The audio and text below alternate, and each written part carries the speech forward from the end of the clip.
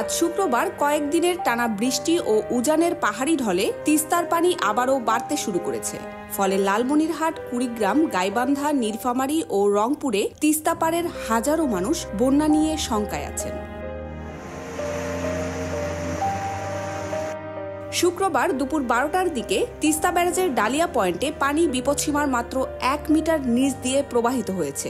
অন্যদিকে রংপুরের কাউনিয়া পয়েন্টে রেকর্ড হয়েছে 28.11 মিটার, যেখানে বিপদসীমা 29.30 মিটার।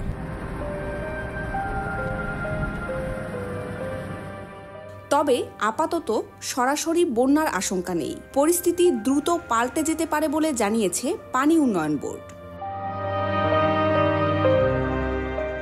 লালমনিরহাট পানি উন্নয়ন বোর্ডের নির্বাহী প্রকৌশলী সুনি কুমার বলেন, উজানে ভারতের সিকিম ও উত্তরবঙ্গে ভারী বৃষ্টিপাত হয়েছে। এতে তিস্তার পানি হঠাৎ করে বাড়তে শুরু করেছে।